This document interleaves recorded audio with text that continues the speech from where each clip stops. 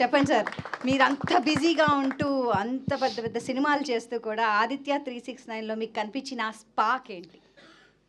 అంటే సినిమాకి వేరియేషన్స్ అప్పుడే ఇప్పుడు ఆయన చెప్పినట్టు ఒక లారీ డ్రైవర్ ఒక పక్క, నారి నడుము నారి ఒక పక్క, ఇట్లా రకరకాల సినిమాలు చేస్తూ అంటే ఒక ట్రెండ్ సెట్ చేయడం.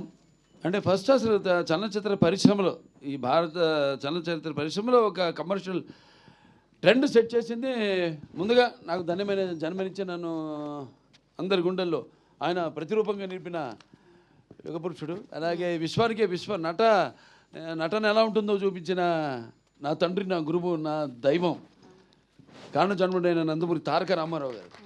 ఆయన నాకు ఇన్స్పిరేషన్ అండి. ఎందుకంటే ఇటువంటి వాటిల్లో అప్పుడు ఏదో ఒకటి కొత్తదనం మొదటి నుంచి కూడా ఆయన మంచి పండు వయసులో ఉన్నప్పుడు రాజుపేద డీ గ్లామరైజ్ క్యారెక్టర్ చేయడం, అదే ఇన్స్పిరేషన్తో నేను భైరవ దీపంలో మని కురుపి వేషం చేయడం అంతకంటే ఘోరం అసలు.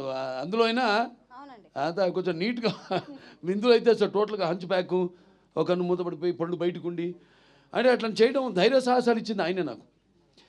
అటువంటప్పుడు ఎప్పుడు కొత్తదనం ప్రజలు కోరుకుంటూ ఉంటారు, డెఫినెట్గా వాళ్ళు ఉంటుంది, కానీ ఏంటన్నదే అది మనం ఎక్స్ప్లోర్ చేయాలి. అది